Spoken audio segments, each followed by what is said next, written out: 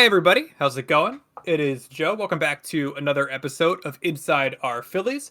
I'm sure that you all heard the big news today. Everybody's talking about it in Phillies land. Rob Thomson officially extended for one more season.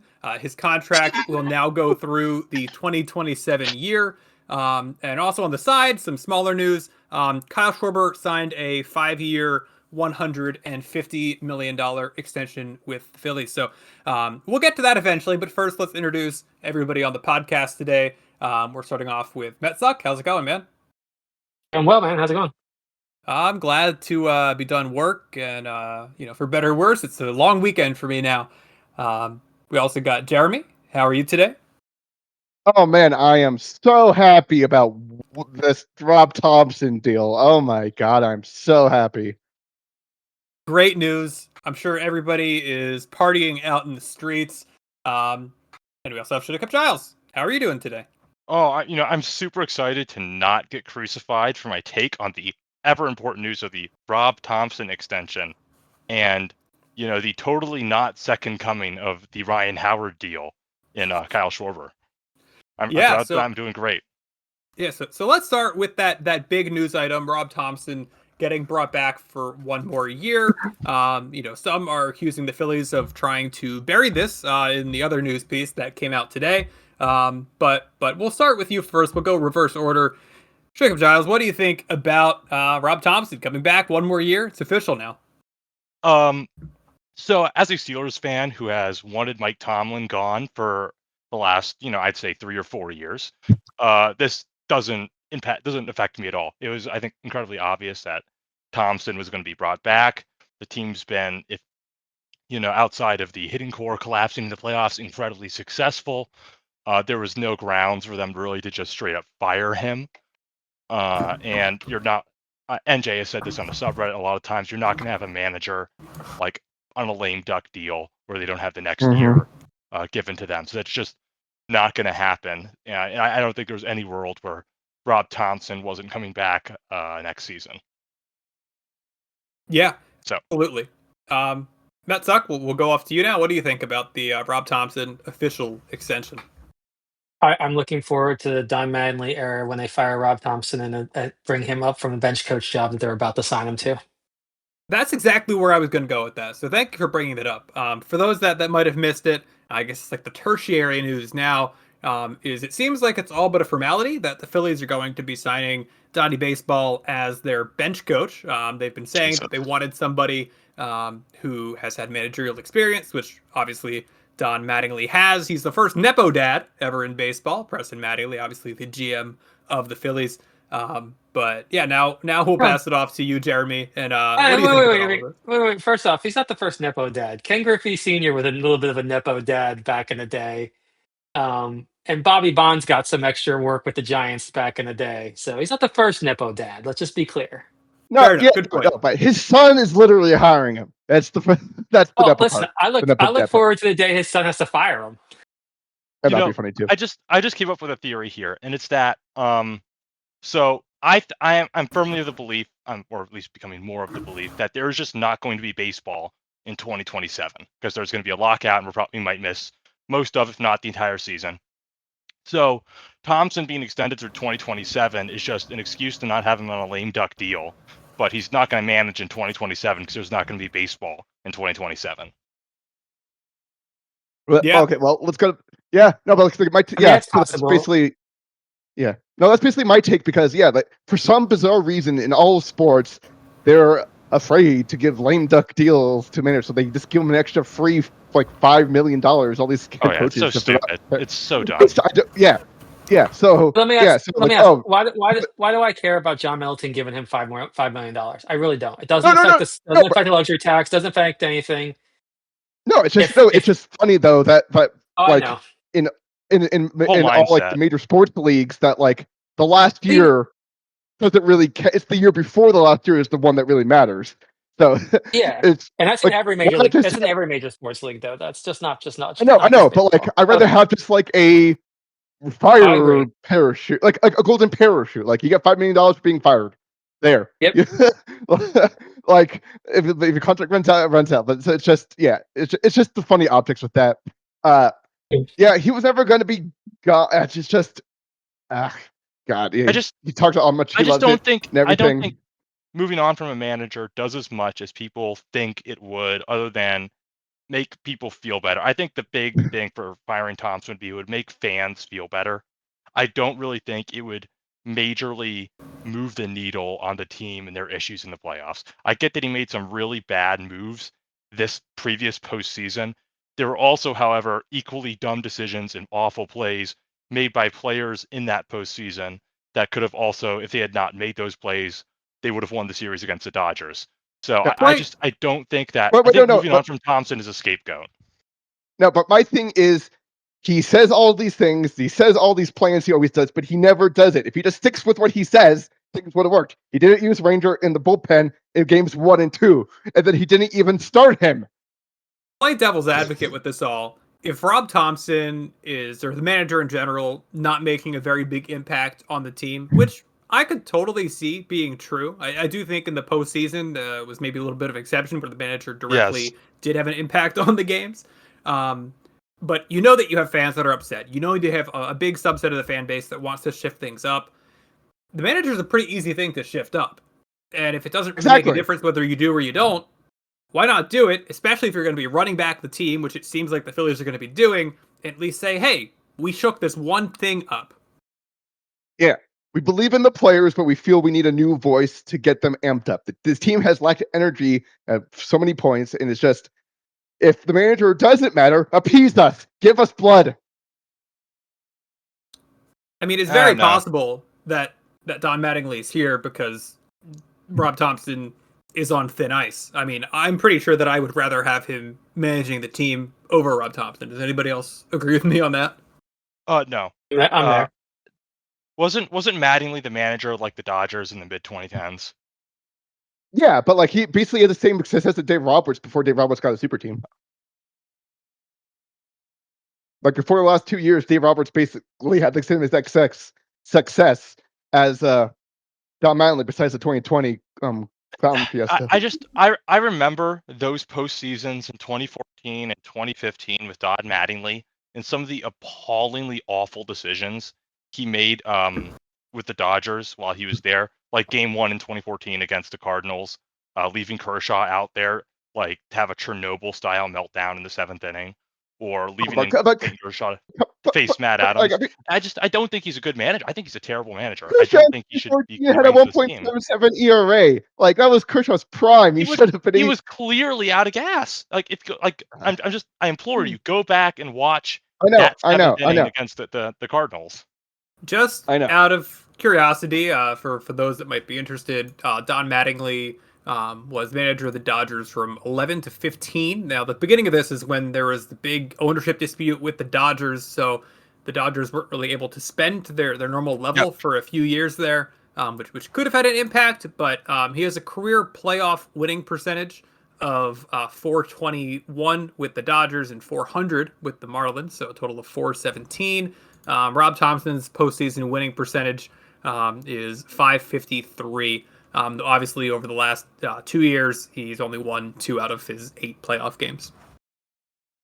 Yeah, heavily skewed by the first couple of years of success. I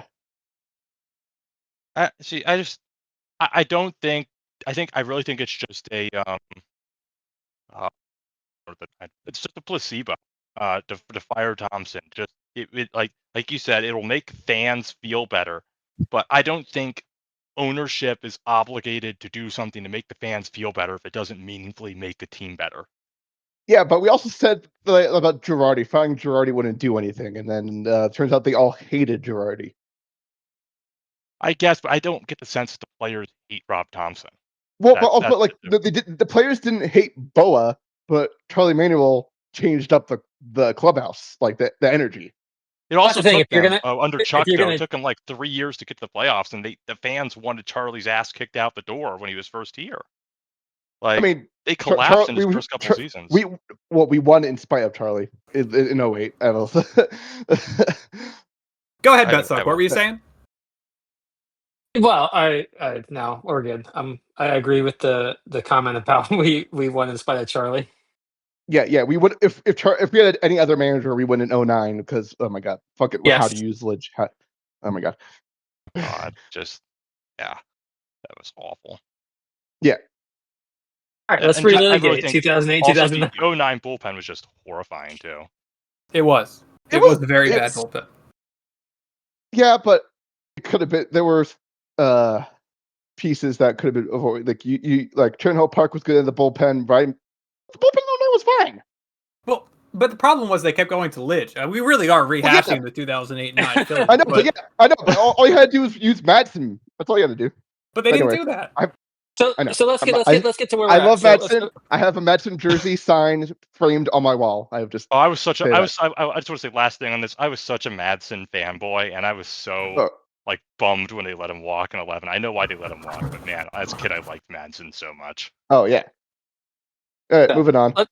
Let's move on to this signing. It's gonna, in my mind, all it is extending the year. It doesn't matter. It's not gonna prevent them from firing if they want to fire him. It's not gonna prevent them from doing whatever they want to do. It makes the players feel more comfortable. If it makes the players feel more comfortable, I don't give a crap if John Middleton spends a little bit more money. Exactly. And you guys I've been on this podcast. You guys know me. I'm ready to get rid of Middleton. But or not Middleton. Dombrowski. Thomson. Sorry, Thomson. Browski. Thomson. Sorry. No, I like Dombrowski. I'm good with Dombrowski. Thomson. But in the end, it's they're not going to. So giving them an extra year, if it makes the players feel more comfortable, if it makes him feel more comfortable, fine. They're still going to fire him if they want to fire him. See, I don't want the players comfortable. I want them to be on edge and to feel fight for something. I mean, if it makes it depends, right? Some players play better when they're comfortable. You know what I mean? It's everybody plays differently. If he's gotten us through the regular season. I do think last year he was better in the regular season than he was in 24. 24 felt like. I agree. Yeah, I agree with that. 24 felt like, okay, we lost today, no big deal. We're going to go to the playoffs. Last year it felt a little bit more urgent to stack wins. And so I appreciated that. So we didn't get to the point where we were too okay with losing. Obviously, I wish we had stacked 2 more wins last year, and we gotten the Dodgers in a 7-game series instead of a 5-game series.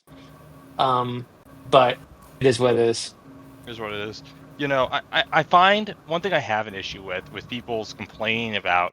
I guess not everybody. A lot of people have been consistent, but some people's complaining about how he managed 2025, which I did not like in the playoffs. It's just they completely reversed themselves on what they were upset about in 2024. He should have trusted his starters more, or he needs to trust this guy more. And then he trusts his starters more, or whoever, in 2025 gets bit in the ass by it, and those same people are back going, why did he take them out sooner? And I get those people are always just going to exist because they're just, I don't take them seriously. But I really think he gets a little too much flack for how these last couple of postseasons have gone down. I mean, if Bryce Harper and Trey Turner don't hit, you're just not going to win in the playoffs. I don't care, or at least not reliably. I don't care, if you got 90s Joe Torre out there, or whatever great manager you want to name. If your best players don't want to hit in the playoffs, then you're just not going to win in the playoffs. I agree. I think that the one thing I'll say is I think, listen, as I said, I'm a Thomson. I'm not a fan, but I thought he did fine in the regular season. I want regular season Thomson back next year again, the 2025 version of it. But I did have problems with the way he handled the bullpen in the 4 games. There was no reason for wraparound innings early on when we needed to. There was no reason for a couple of decisions that just didn't make sense, right? And the Ranger thing, why is Ranger not pitching in game 1, right? Why is Ranger not out there? If he's not going to pitch till game 3, why get him an inning? I didn't necessarily have a problem with Nola starting game 3 and the Ranger coming in after that. I was kind of okay with that. But I think that was actually it's just the way he handled. Yeah, it was just the way he handled the bullpen. That was the biggest issues I had. There's a couple of decisions that, in the moment, everybody's saying this is dumb. Yep. That's my line, right? If I, if I can go back on my X feed and see everybody say how stupid this is as it's happening, then it's probably a bad decision. It I may work remember out, it may not, but it's probably a bad decision. I was texting Joe during game 2, I think, and I was like, why the hell is he leaving Luzardo out there to face Freeman in game 2 when Luzardo was like his third time through the order or whatever? And same deal, I think, when they sent Sanchez back out for his last inning in game 4. And like just all those moves in the moment just felt like this is just old-timey, I gotta trust my dude stuff and not looking at the actual, numbers and logic in baseball, which is you gotta take this guy out third time through. Or even with Luzardo, like he had already given up a base runner in that inning, just yank him at that point. And you're just leaving him in because it's lefty or something. So I don't think Thomson's a perfect manager. I don't want to get called out as a Thomson simp or something like that. But I do think the hate for him is wildly overblown into fandom right now. I mean, we'll see Sounds what like happens. we got Thomson in here, boys. Yeah, we'll see what happens next. I mean, next year in many ways is the make or break year with the Phillies. Not because one reason or another, but because there's a lot of players that people are tired of. People are tired of Rob Thomson. There may not be a season in 2027. So really, after next year, guys can be 2 years older when we see them play on the Phillies again. So it's really an important year coming ahead. And one of the people that are going to be on the Phillies next year is Kyle Schwarber. We've buried that lead long enough. Kyle Schwarber re-signed with the Phillies for 5 years and $150 million. According to Ken Rosenthal, some other known offers were same deal from the Orioles, 5 years, $150 million. The Reds were at 5 years, about $125 million. The Pirates were at 4 years, $120 million. The Mets were apparently at like 4 years, 130, I think. 4 years, 130 or something like that, 120. So No, I think I saw the Mets were at 3-1. I thought I said the Mets were 3-120. 3-120. Yeah, 3-120. They went to 40. They went to 40 AAV, but only for 3 years. There you go. Okay, so a lot of interest in Kyle Schwarber, but the Phillies are ultimately the ones that went out. I know a lot of you all have some very strong opinions on the Kyle Schwarber deal, so let's kind of go through one-on-one. We'll voice our opinions, and then we'll kind of go to maybe some of the other tangential points to the deal. So, Jeremy, we'll give this one to you first. What do you think about this Kyle Schwarber extension? Yeah, okay. So I believe how I described it earlier was as a fan, a 9 out of 10. As a logical fan, 7 out of 10. From a baseball perspective, 5 out of 10. The point is, we got to remember, sports are entertainment. And we can try to min-max all this crap, like we got about this, but I want my 4 bombs. I want him to hit 500 as a Philly. And he was never going to go to the Pirates. So that was never a worry. So my thing is, I think we could have got him for like 5 years, 130, because but so you think that he would have given up money to come back? Essentially, is what you're saying. Yeah, because they offered 5 years, 125 from the Reds. So the Orioles had 5 150. So the Orioles had the exact same deal that we ended up signing him to. Yeah, I know, but I feel like it was either going to be us or the Reds, and would he really I thought maybe it was just maybe he said he would take the Reds offer if we didn't match the Orioles offer. That might have been the thing. But I don't know. It's exciting, big news. So we should be happy, but it is concerning in a couple years from now. Fair enough. Giles, we'll hand this over to you next. What is your opinion? I'll try not to be too long on this, but I think there's a lot of things that this can basically mean. So first off, just broadly speaking, I'm not a fan of the way the contract is structured for the long term. I am very much coldly logical about this. This is not going to be a contract I feel that ages well at all. Power hitters fall off by and large dramatically when they are in their mid to late 30s. We saw this with, I hate to say this, with the Ryan Howard extension in 2010 through 2016. And, we saw this with Chris Davis on the Orioles. So we have a history of this not working out, and people will say, well, he's a DH, but I don't think that's going to make too much of a difference. I think secondly, the Phillies have for a while been saying at the deadlines that we don't want to trade away our top guys because we're trying to maintain longevity for the future and be competitive for years and years and years. And I think that with this signing, that's basically all out the door now. This is not a signing that screams we care about the team 4 years down the line. I don't think you're really saying that when you're going to have Nola and Schwarber still on your roster in 2030. I think it also, by proxy, shows that they do not have a lot of faith, I think, in 2 of 3 of their top 3 guys, in Aiden Miller, Andrew Painter, and Justin Crawford. I'm suspecting probably Painter and Crawford, because I think they had faith in 2 or 3 of those guys to be really good players. I don't know that they feel as much pressure to basically get the winning now, because that's what we're in now. We're in a push all the chips into the middle of the table for the next 1 or 2 years and really go all in, like truly, to get the title, because they really haven't been all in, even with some of the moves last year, I don't think.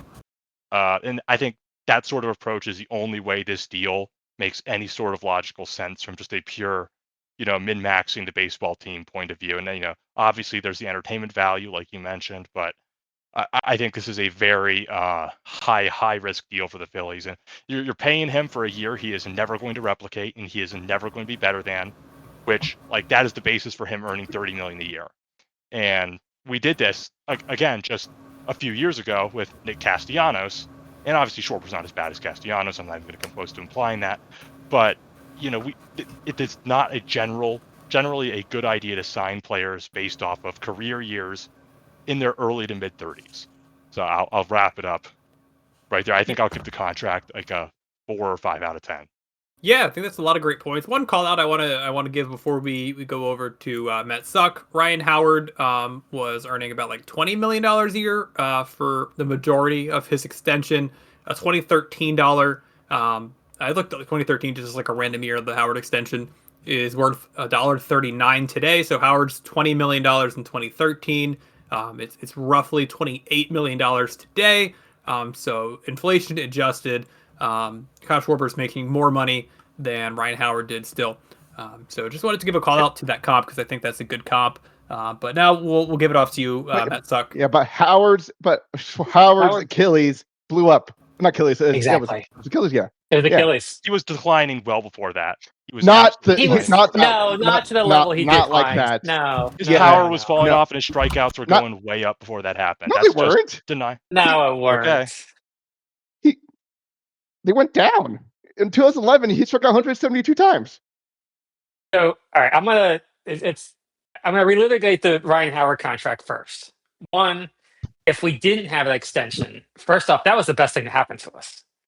Because I don't know if y'all remember that winter, but we would have signed either Prince Fielder or Albert Pujols to a 10-year deal for $250, and he was a 5/125, so it was 25 a year, not 20. So it was more than inflation adjusted, is more than Schwarber's deal. But if we didn't have that deal, Ruben Amaro was going out and signing either Albert Pujols or Prince Fielder, and those would have been way worse contracts than what we ended up with Howard. 2, Howard's Achilles blew up. And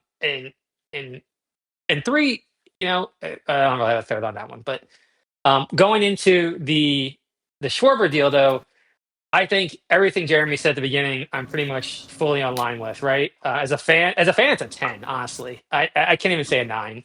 It's a 10. The first thing I did when I found out is all my baseball friends. We're all fans of different teams. I got a Mets fan, a Braves fan, and a Red Sox fan, and a Rays fan in this chat, and all of them were pissed. Right, so that first off made me happy.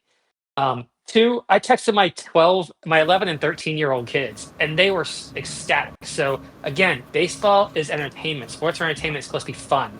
My kids are now more engaged and more excited to go to games next year, which gives me an excuse to fly around the country and go to check out different ballparks. So huge win on that standpoint. So as a fan, 10. As a biased Phillies fan, I'm with where Jeremy was with a 7 overall. As a smart fan, contract wise, probably 5 or 6. But now when he hits 500, because he's going to hit 500, he's going to average 30 home runs over the 5 years deal. He's going to hit 40 or more next year, and that's going to make that average go down. I would expect him to hit 500. He's going to go into the Hall of Fame. He gets to 500. And he's going to go and wear a Phillies hat. And he's going to have his number retired. And he's going to be around Philly forever. These are the things that aren't being factored in when Schwarber's not all a Hall these of huge Famer. contracts. He's not a He's Hall gonna of be. Famer. Gets to 500. He's He going to doesn't be a Hall of deserve it. Famer.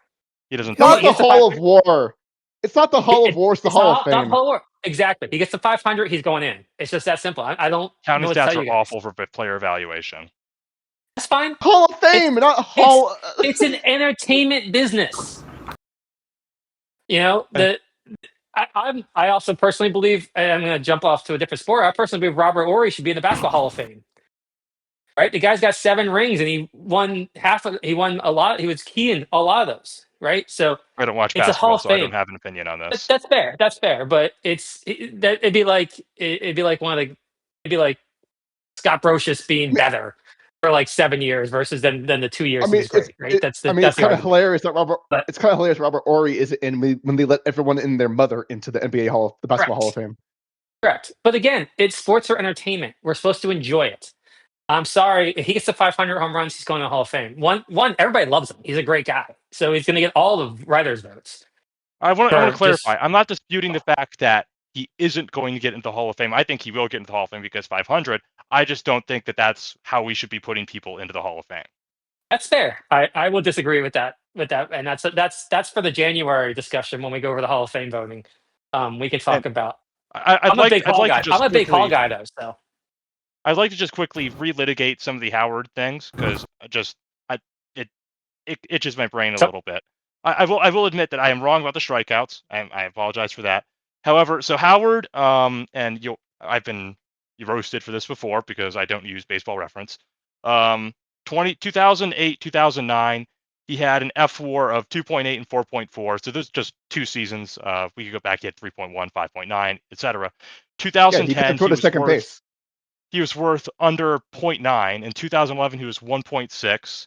His slugging dropped from 543 in 2008 and 571 in 2009 to 505 in 2010, which is still really good, but it's a noticeable drop, and 488 in 2011. Again, before he blew up his Achilles. His ISO, which again is not perfect. There are issues with ISO, but it's still a useful stat, I think. It was 292 in both 08 and 09. In 2010, it dropped to 229. In 2011, it dropped to 235. So he was still a productive hitter. I'm not going to dispute that Howard was not a productive hitter in 2010, 2011, but there was absolutely non-insignificant decline in Ryan Howard as a hitter before his Achilles exploded. His Achilles definitely accelerated the decline, but it was already happening. His OPS plus 07, 06 is his MVP year, 167, 145, 125, 141, 127, 126. Then his Achilles blows up. So he's right in line with where he'd been the entire time on OPS plus.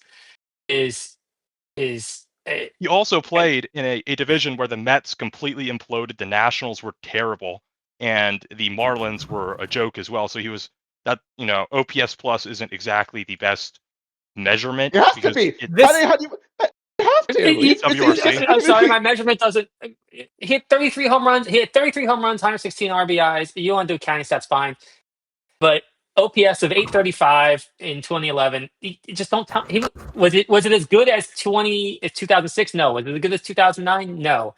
Was it the worst of all the ones before the injuries? Probably. Yes, it was. Let me simplify it. It's declining. It just means, wait. I have one more point. don't forget he didn't have Chase Utley behind him for most of that season. Yeah, F/WAR takes way too much account of defense. Howard was the worst defense in the league, and we still had 90 plus, 95, 96, 97, 100 wins when he was there. Defense we've gotten way too far in terms of valuing defense. Is it atrocious to watch bad defense? Yes, but I don't think it affects the game as much as everyone thinks it does. I think so. This is a baseball. He can't throw to second. This is a Baseball Reference still podcast. Won 95 plus games. Thank you. Thank you.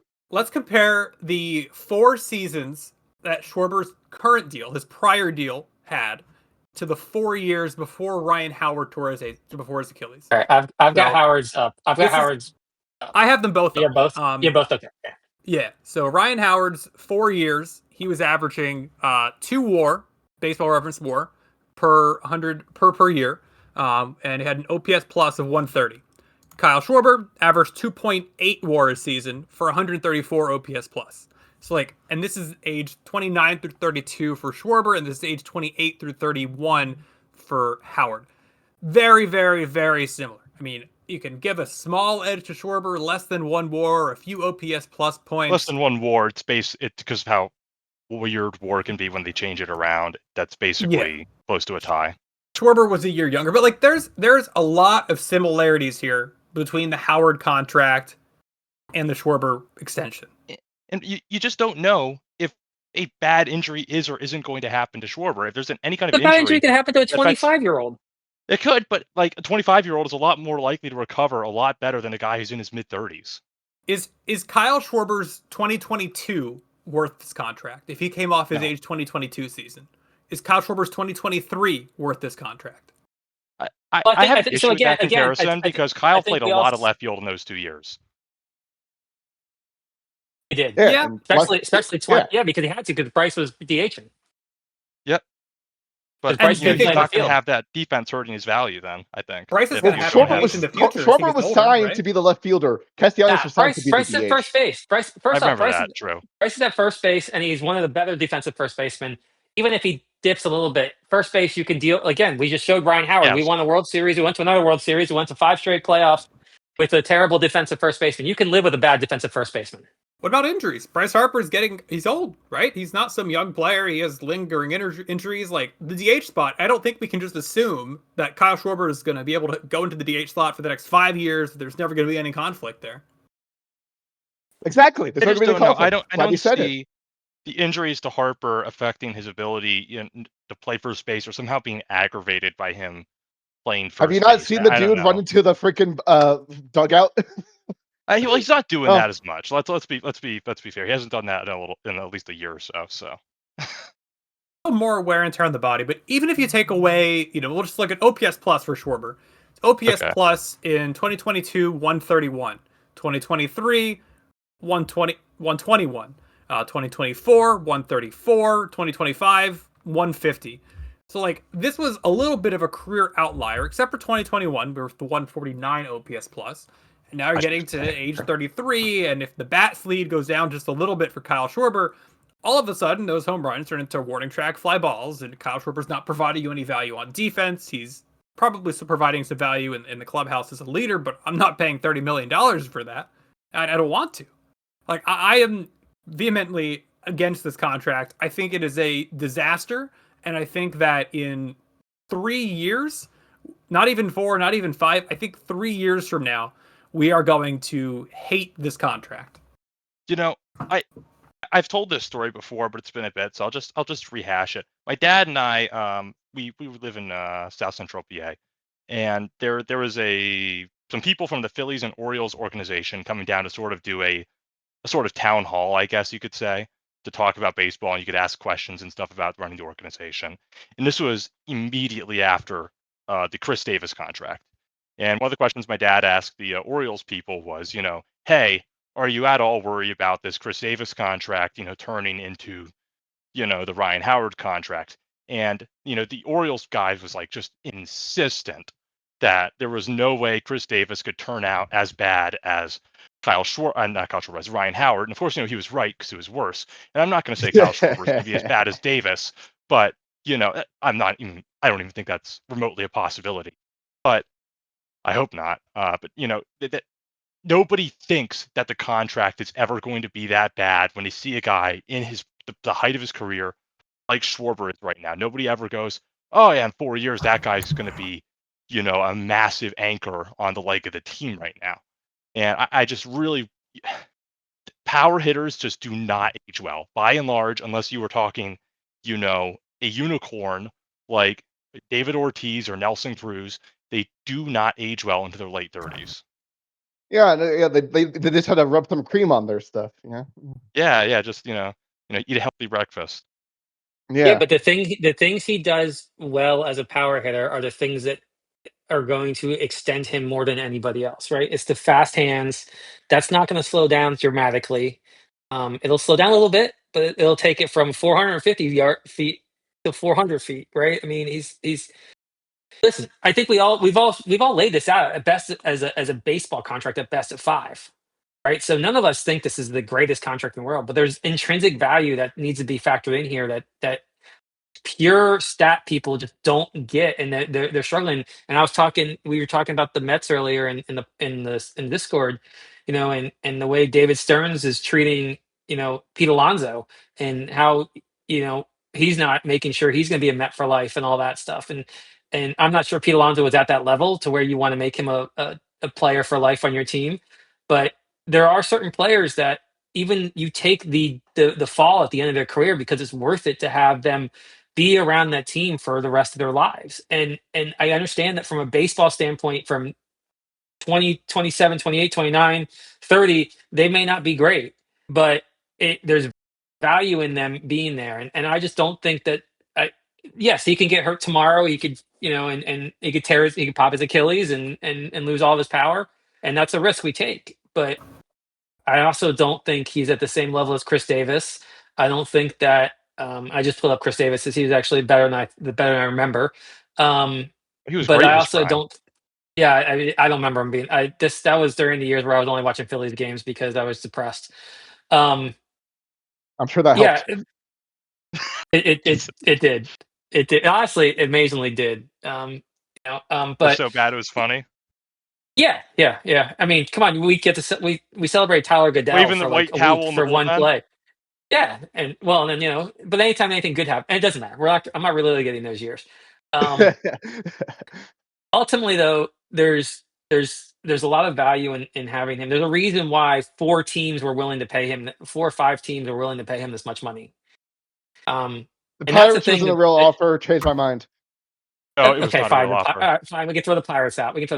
There's a reason the Reds and the Orioles and the Mets and us were willing to. There's a reason why everybody in the league was waiting for him to sign, because he was the big linchpin. No, Now whether this contract turns out to be great or not, it's a chance to be excited about the Phillies. It's a chance for the organization to sell more merchandise. It's a chance to put more asses in the seats. And also, who else is going to hit power for us next year? Because we got nobody who can hit power. So it's a short-term deal. It does not in any way preclude Aiden Miller or Justin Crawford or Andrew Painter from realizing their full potential, whatever that turns out to be. So it's not going to affect the farm in any way. It's just it's a fun deal that's making baseball fun, which this city desperately needs after last night. Is some fun. Here's something that I put together. So in 2028, Turner, Harper, Schwarber, Nola are all going to be 35 years old. They're in the age 35 season. They're all going to have 2 more years left on their contract after 2028, and they're going to be getting paid a combined $105.2 million. In 2025, how many players at least age 35 in their age 35 season do you think had an OPS plus of at least 100 and played to a league average and played at least 100 games? Be like 3. it's a lot of categories. I'll just say not many. 5. 5 players were at least 35 and were an above average or an average hitter and played a majority of the season. Jose Altuve. Out of curiosity, who were they? Okay, Jose Altuve, Freddie Freeman, Paul Goldschmidt, Miguel Rojas, and George Springer. Miguel Rojas. He had a WRC plus of 101. That fucking guy. So those are your 5 like above average hitters at age 35 this year, 35 or above. Pretty crazy, right? Yeah. Yeah, but yeah, I will just say that there are kids under 10. If they my nephews would cry if Schwarber didn't resign with us. Are you saying you want my nephews to cry? Do you want my nephews to cry? Yes, that's absolutely what we're saying. Absolutely. God, you son of a. What about this? So, hang on. That brings up a really good point, though, because like I said, and I think I'm following where you're going, Jeremy, but like this is about fun and fans, and this is entertainment. I told you earlier, I texted both my daughters, 11 and 13-year-old. The 11-year-old, Schwarber's her favorite player. She's ecstatic right now. The 13-year-old, her favorite player is another guy who we're trying to sign this offseason named JT Realmuto. And the first thing she says is, "That's awesome. Where's JT?" Are they going to watch when the Phillies are struggling to make the playoffs in 2 years? Yes, they will. Contracts? They will. if they want their inheritance, they're kids. Well, yeah, that's it. But they're kids. Kids care about players, as much as they care about the team, right? I mean, I think growing up, yeah. if the Phillies had, I don't know when he was a free agent, but if the Phillies had looked at Mike Schmidt in 1985 or 86 and said, can't give you those extra 3 years because you're declining, blah blah blah blah blah, and he went and played for the Royals or something like that, that would have crushed me, right? And that's why I'm not a Sixers fan, frankly, because of the way they treated Charles Barkley in 1991. Because I was too young to know. I was 10, so I was too young to know any better. But I didn't understand the business of it, and they shipped him out for 10 cents on the dollar, and I was like, I'm done with this franchise. Oh yeah. I mean, it's the same reason why I'm done with the NBA. I was a Bulls fan. Like my dad's been a Bulls fan since like they were founded, but they gave away Butler for peanuts, and I was like, I'm done. I was in college. Yeah, I mean, this is about there's the baseball aspect of it, which we've all agreed this contract could age very, very poorly. Am I wrong, Jeremy? You and I were the one to like the most. I Yes. think, are we wrong? Yes. It can Yeah, age very poorly. No. I don't think it's going to age very poorly. I think it'll probably age poorly. I think the last year is going to be rough. The last 2 years possibly are going to be really rough. But there's also the building of a fan base and the building of loyalty and the building of all that. This is how you do that with kids. And that's what you need. You need to build the kids so that way they come back when they're our age and they keep playing and they bring their kids, right? So that makes me think a lot. So first, I want to acknowledge that we're probably in two different schools of thought about this, and that's fine. They're both, I think, completely valid schools of thought to have about baseball. One of us, is, like you said, baseball's an entertainment, and that I'm sort of more just how do we win as many games as possible for as long as possible, and that's fine. I'm not trying to say that your view is invalid or stupid or anything like that. I just want to lead off with saying that. No, it's fair. So what, how dare you insult my mother? Curiosity. What age were you growing up watching the Phillies? Like what year was it like when you really started watching them? I started watching. Go ahead. Pardon? No, I started. I was like 2003 ish, so I was 11. I told me when they signed Tommy, my dad was like, "Oh my god, they signed this guy!" Like, oh my god, and I was like, "Oh, I love it. I love it." Yeah. So for me, I was probably 5, and so it'd be like 86. Okay. So I think my point would go more to you, Jeremy, because you kind of got in right as they started getting like really good again. Mm-hmm. I think we could all agree 2003 is sort of where they started turning the ship around. I was. It's really because MLB TV made it so I can actually like watch my dad. Like we just watch the games on the computer together at the tiny monitor. And so I was 10 in 2011 when the last time they made the playoffs were that giant playoff drought, and I remember listening to the Howard blow out his Achilles on the radio because we didn't have cable and we couldn't watch the NLDS that year. And that was how, that was my experience the last time the Phillies were in the playoffs for over a decade. And, I remember being in 2012, my favorite player was Shane Victorino because of a moment on a Mother's Day game in 2010 where my dad was, talking bad about Shane Victorino constantly chasing pitches.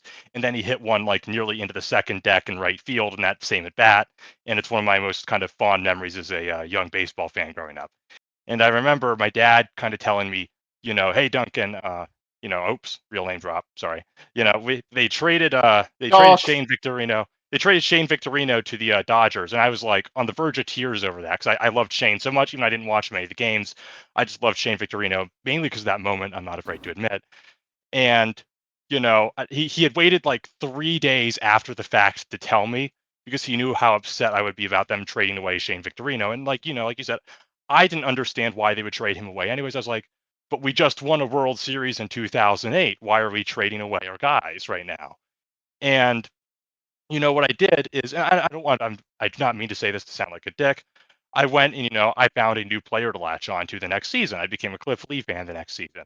And then when Cliff Lee got Good injured, choice. I became a Ken Giles fan. And then I became, unfortunately, well, I'm not going to say unfortunately, because before he did the thing, he was, in my opinion, fun to watch. I became an Odubel Herrera fan, and then I became a Reese Hoskins fan.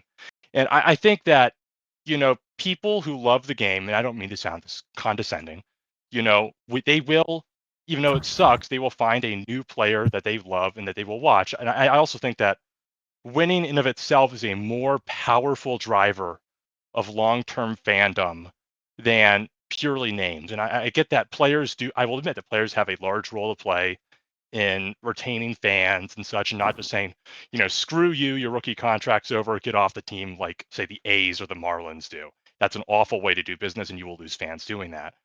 But I don't think that, you're obligated to say, let's sign this guy, like not even just Schwarber, just anybody, to be a guy for the rest of his career because of what he's done for the team, rather than what he's going to do for the team on the field in the future. And I'm just a different sport. Steelers basically did that exact same thing with TJ Watt last offseason, where they signed him to this massive extension despite him and his physical skill set pretty obviously declining and him getting injured more, because, well, we can't let TJ Watt not be a Steeler for the rest of his career. And they're going to end up really, really hurting with that contract for a while because he's pretty obviously in decline. So I think that, there is some validity to, signing a guy or just at least not letting guys walk at will because, you don't want to lose fans. But I also don't think that making smart decisions with who is best what is the best thing long term for this team will suddenly lose you hordes and hordes of fans. So forgive my long-winded No, speech you're not there, wrong. but No, there are a subsection of fans that like you that will do that, but there's also a very casual set that will just drop it if someone like this happens. they'll also drop it if the team starts losing 95 games a year. Yeah, but there's the in between ground though. You want to have there's people that care enough that if someone is like they don't like insult them and stuff. Yeah, because like I have my buddy loves Schwarber and has been Philippines his whole life, but like if Schwarber leaves, I have no idea what he would really follow. And then there's also the aspect of, this signing does not preclude any of the guys in the minor leagues from coming up and doing anything. If you guys might say, this farm system's that's not the thing. well regarded, though. Well, Farm I system is agree. not well regarded. That's my point. That's my point. This is where if the farm system is not good enough right now to make us competitive in 2030. Like if we didn't sign Kyle, if we didn't have Bryce here, and we didn't have Trey here, and like we get to 2030, and we're not going to be competitive with this farm system. It's just not good enough. So we need to keep paying more of the guys, and that's a problem. That's an organizational problem. I don't disagree, but there's seeing Kyle in another uniform at this point in his career, we've obviously seen it before, but seeing him do it in the future, it would just be hard. And there's a certain level of, and I get it from a baseball standpoint, we've all talked about it. We're all on the same page. But from a business standpoint, I think this is just the right decision. I mean, fans more than anything like to win, and this is going to make it harder for the Phillies to win. Probably not in 26. It'll be good for 26. It'll be good for 27 if there is a season in 27. Yeah. But it's going to hurt the team's ability to win in 2028 probably, 2029 probably, and 2030 probably. But if we don't have that farm system come up, if we don't sign him, the team's not going to, it's still going to struggle to win those years because we have no farm system ready to fill in. Then sign Bo Bichette, who's like 5 years younger. Oh, listen, I would have loved to sign. I'd love to sign Bo Bichette. Don't get me wrong. He's my outside of Schwarber. He's the one I want the most. Guys, can I make a Star Trek reference and have any of you understand it right now? Probably depends on which version of Star Trek. Yeah, original series. Yeah, probably not. Maybe. Okay, so we're in a Kobayashi Maru scenario with this. Is what I feel like. Yeah. Yes. So it's a no-win scenario. Like you said, if they don't sign him now, their farm system isn't good enough to come up to replace him. They sign him, and it's going to hurt like hell in the back half. So one thing I do want to say that I just thought about is you saying listen, it doesn't preclude those guys on the farm from being good. And I think Joe touched on this briefly talking about Bo Bichette. It does in some ways preclude them from going after other free agents in the future that you may want to end up actually, in hindsight, go after more than Kyle Schwarber. So, I certainly hope they don't end up in a position in 2028 where they want to sign, whoever. I don't know who the free agent class is going to be in 2028, but where they would sign him, but they can't because now they're spending, $30 million a year on, a Kyle Schwarber that's becoming a fossil. Yeah, no, that's definitely the biggest concern going forward. But you can't. You're basically flushing away 26 and 27, and the concerns at 28 might be good. I have a good free agent class. And like we kind of gone on a circle here. Like, yeah, the only way this contract ends up really making sense is if you are just saying screw it and just throwing all of your cards on the table right now. That's I think the only way for me this contract I can really justify this contract for me. If they don't like go balls to the walls right now, this season, in the next season, if there is a next season after this one, and just go all in, like truly all in. Like, we're thinking 2013 Tigers or something, right? 2014 Tigers. Then this contract just does not make sense outside of purely appeasing fans, which I cannot get behind as a sole reason for doing the contract. That's fair, and I agree. If we don't go, we have to make October the next couple years. That's to make this contract a success. Is really what it comes down to. And we all know October's there might be 1 year. Sheet. Very well could end up being 1 year. All right, yeah. Well, you guys keep saying it. I don't think any way. I'm maybe naive. I don't think there's any way that baseball's dumb enough to miss another World Series. But I lived through '94. I think I lived through '94. I could be wrong. I really hope I'm wrong. Maybe I'm just being overly optimistic. The last CBP or the collective CBP, collective bargaining, CBA, collective bargaining agreement. Beep. Collective bargaining agreement was already like so adversarial and nearly made us miss games. And I don't think that was even close to as contentious as the issues they're going to have with this one. In terms of the salary cap, salary floor stuff, which will come up and it's going to be the centerpiece, I think, of the entire thing. I really think there's people who will just not budge on their points, and nobody's going to really concede much. On this CBA, it's possible. I just don't think they're going to be dumb off the flush. I just don't think they're going to be dumb off the flush the whole season. I really hope I'm wrong. I hope I'm wrong. Too many of them were around in '94. They remember what happened. No, I hope I'm right. I'm sorry. I hope you're wrong. I do too. That's not what we're here to talk about today. But I think that again, this might just be naive me. There's too much money at stake to flush a whole season. I agree, but humans are dumb. They are. Yep. I never thought the NHL would do it, and then they did. So. Especially Rob Manfred, right? I mean, this isn't like we got the best commissioner of all time running things. Oh, God, just don't even get me started. Yeah, I know he was the owner's labor lawyer against the players' union. That's all I have on this. Yeah. I know. All right. So it's the easiest. So where we land with the Schwarber deal? You guys who aren't happy with it, are you at least enjoying it? Listen, I'm not a robot. I am happy that I will be able to watch Schwarber on the Phillies for 2026. I'm not gonna sit in 2026 and every time Schwarber hits a ball 470 feet, be grumbling, he's gonna be bad in 2028. I don't do that. Okay, despite what some may think, I am not that kind of fan. I'm happy that he's going to be playing next year. And, like you said, hopefully if there's a season in 2027 and he's still good in 2027, I'm just extremely, extremely concerned about the second half of this contract. So, I didn't say I am too, but or anything. That's future us problems. That's future us problems. Who says I don't even know I'm going to be here for that part of the contract? I mean, I don't, I'm going to enjoy what I've got. Yeah. Not if Joe has anything to say about it.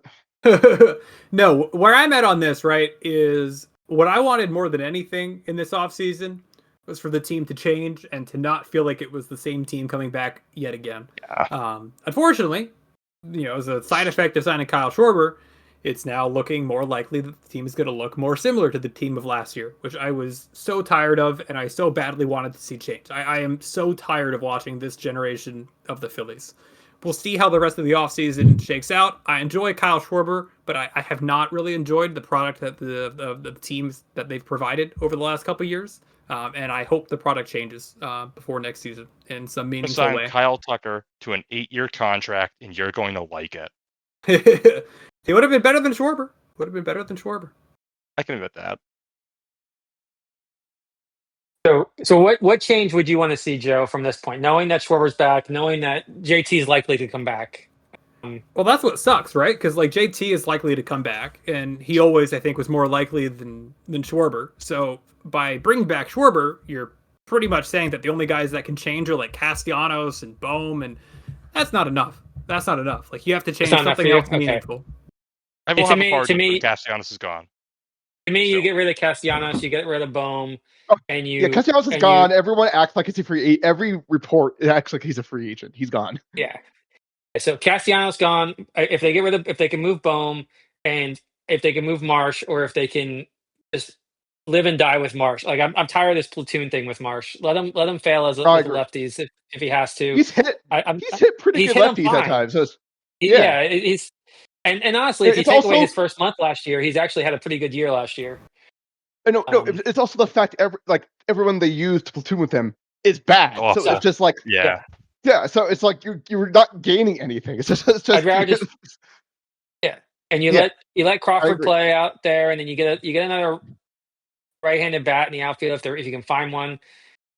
To me, that's enough. Power hitters. You only used to platoon Harrison power hitters.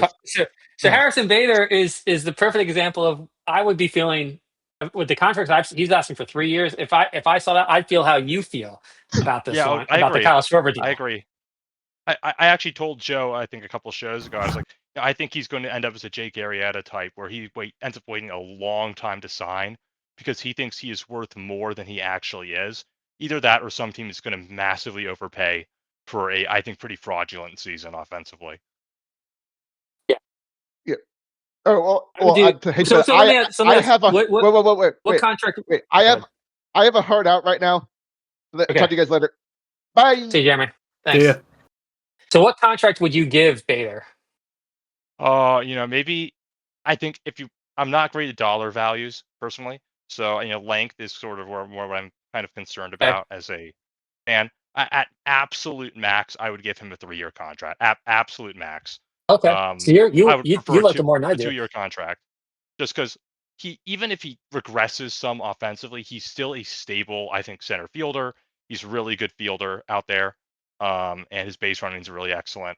And, he could be a good decent bottom of the order bat, which, they've needed to stabilize center field so long and just end the, the fucking merry-go-round that's been going on out there for the last, seemingly nearly decade. Okay.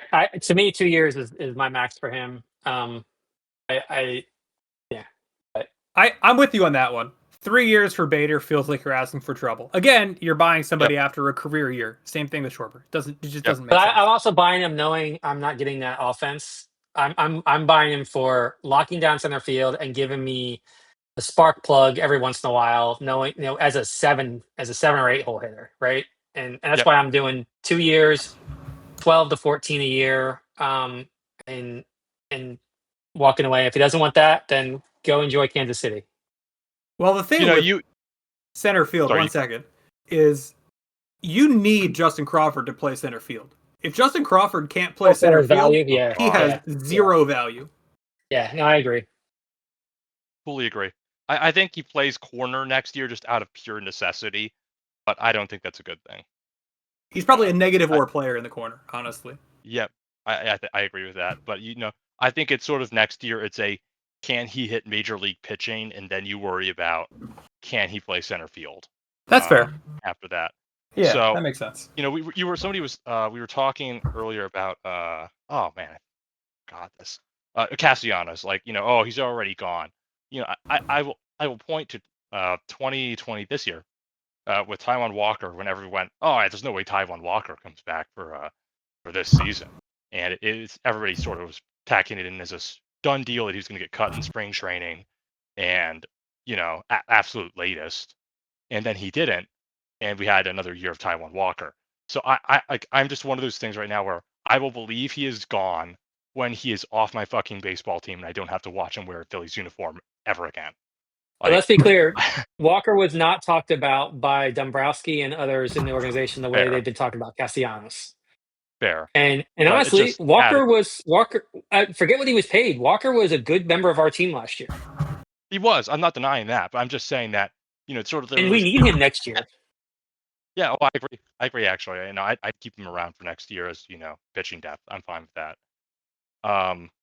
Just I will celebrate Castellanos being off this team when he is finally off this team. So I'm not going to pop my champagne bottle, until I see Nick Castellanos, released out or just traded.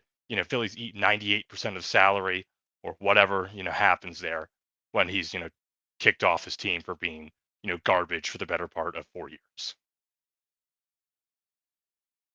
Agreed. That's my thoughts. One more thing, you sent this over, Metsuck, before we started recording, but Dave Dombrowski apparently said today that the Phillies are, quote, optimistic we'll take somebody, end quote, in the Rule 5 draft tomorrow. I can't say I'm an expert on the Rule 5 draft this year, but I would imagine that the Phillies are going to be looking for some help in the bullpen, or maybe like a catcher, or I don't know. What do you guys expect out of like the Rule 5 draft? I'm expecting an outfielder. Michael Martinez 2.0. He's dead. Did anybody get the reference? No. Oh, it's an old Do With Roy reference. Look it up. I'll send it to you afterwards. No, I don't think they go bullpen because they like to move the bullpen around too much to leave one guy in there, and you potentially have Taijuan back there for a while at times. You're going to potentially have. I don't think you're going bullpen. I think they're going to go an outfielder. I don't know who that is. I don't know who's available. I don't know who'd be worth it. A quick look. The Blue Jays have the number 7 ranked outfielder out there, but he's only played Double-A, a little bit of Triple-A, but wasn't very good. I think they're going to go with an outfielder that they can play a little bit here or there, once or twice a week, and maybe has got some speed. He can, pinch run at the end of the game, stuff like that. I think that's where they'll end up. It seems like one of the better prospects available is Blue Jays outfielder Hendrik Pinango. That's the one I was looking at. Yeah. Pronunciation. Yeah, but he's the number 7 prospect that they have in their system. He bats lefty, so I don't know how interesting that is. What we need. Yeah. He has a career OPS plus in the minor leagues. Tough. So many lefties. Why is everybody a righty? Why can't anybody be a righty? I can look at. I told Joe this for the podcast. Yeah. But one of the better things the last few years, kind of, about us having this right-handed power drought, has been the retroactive, growing appreciation of Rhys Hoskins by fans. Because just what it's like to have a right-handed power bat in the city. Like, we have not had one now for really since he left. And not that Rhys was like a world beater or something at first base, but God, man, would I kill to have 2021 Rhys Hoskins somewhere in this lineup right now. Not that just playing first, but just that power from the right side anywhere in the lineup. So if I look at the other team names, there's the A's have a catcher that's available. So I can see them going catcher. Just to, if they think that somebody has a chance to grow in to replace JT. But again, you've already signed. Not that it's hard to get out of these contracts. But you've already signed Marchand and Stubbs. So do you feel like they've got catcher locked down? But again, I think they go outfielder. Maybe if there's a stud catcher they like that they think they can hide for the year, they go there. That's kind of where I'm at. Yeah, I think backup catcher would be the best idea, just because backup catcher is it's really, I think, one of the least consequential positions on a team, despite how much the sub freaks out for backup catcher. whenever we have our backup catcher start a game, which is exactly endlessly amusing whenever it happens, I will admit. We need to go trade for a real backup, guys, and we need a real backup. But right, but that's why it's a good spot. That's why it's a good place to use a Rule 5 draft pick on. Yeah, exactly. Because they especially only with have to play JT. like JT's going to play 140 games. Yeah, you only got maybe I'd play JT a little less at this age, but yeah, Oh, I agree. I would prefer to. Yes. So he has to play like once or twice a week at most. Some more news. More news. Okay. No, can I ask a question real quick? Because it was mentioned. Yes. Reese. He wasn't terrible last year. He was about average with his career, right? Only 12 homers, but only played 90 games. Bench bat? Would he come in for a bench bat? Would you do that? I don't know if he would.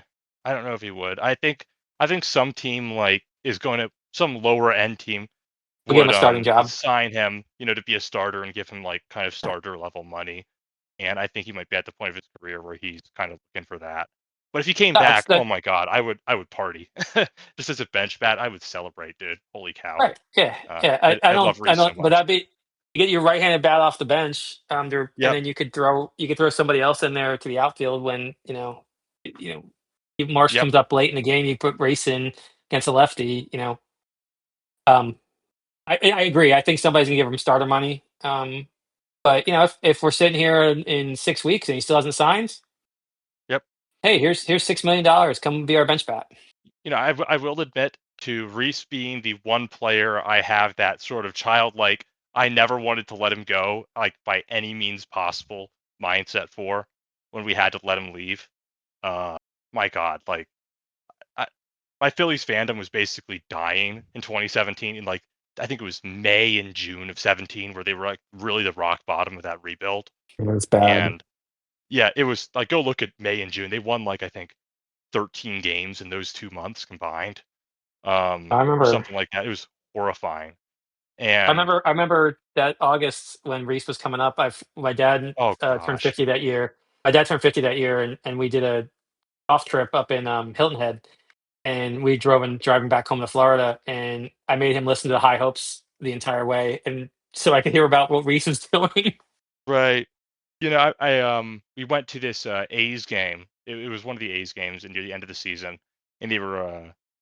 My one goal going to that game was to get a Hoskins Scherzer jersey, and I remember they were so sold out that the only thing available was one singular large-sized blue Hoskins jersey, which was thankfully the thing I was looking for. So I mean, it was just magical when he came up, and I think the unfortunate part was it set expectations for fans far too high for him for the rest of his career, of what he was going to be. But yeah, so Reese was the one guy where just all logic out the door. I love him unconditionally. I have one more thing on the Kyle. Sorry, Jay. I know you want to get to the news. I got one more thing on the Kyle issue. Elliott Short Park said it's a terrible, terrible deal. How do you feel being on the same side as Elliott Short Parks? A broken clock is right twice a day. You're not an Eagles fan. You don't get it then. Okay, never mind. I'm not an Eagles fan, and even I know who ESP is. But, all right. So welcome back. Oh. So the news that what's the news? We have maybe this is something I missed earlier in Matt Gup's story. It literally just got notification. That's why I just hopped back on for this. Yeah, it looks like it was updated recently. JT Realmuto is expected to return to the Phillies, possibly on a 2-year deal. That's awesome. Oh, I thought you were talking about the draft. I don't know. Yeah, that is cool. Yeah, no, not the draft. Realmuto is expected to return. And the Phillies are exploring clearing money. Not really any big news, but interesting that there's room. Talk about this at the winter meetings of Alec Boehm and or Matt Strom, which will make a combined $17.8 million next year. So interesting.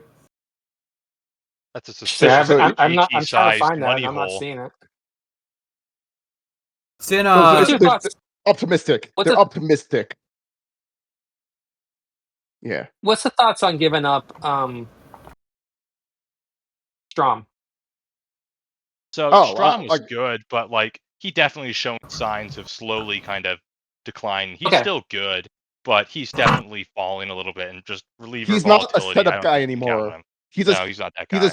He's a 6th inning, maybe 7th inning with 2 out guy now. I think he's still solidly 7th inning guy, but he's not a top of the order 8th inning dude anymore. Yeah, not with a 90-mile-an-hour fastball. Oh god. Nope. No, but I was kind of in the same spot, so I was curious where everybody else was. I like him a lot. I'll be but bummed if he leaves, but I get it. That's kind of where I'm at. So just curious where everybody else was. Yeah, no, I think that makes a lot of sense. If you're trading Strom, though, I hope you get something valuable in return, because I think that the Phillies are going to need some help in the bullpen. Just kind of elevate that floor of the bullpen so that the back couple guys are not as big of disasters as they kind of were last year. Yeah. Hey guys, I got to pop off here, so. Yeah, well, I think it's a good time for us to end this whole thing. We're pretty deep into it now, about an hour and 10 minutes. So thank you, all of you, for joining today. You're welcome. No problem. Thanks. Take care. Yeah, thank you, everybody, for listening. If you have any questions for future episodes or want to get involved, in our show notes, we have a link to Discord server. Make sure you join the Discord server and talk in the podcast channel about anything that you want us to talk about on the show. So with that being said, thank you for listening. Thank you again to everybody for joining today. And we'll talk to you again real soon.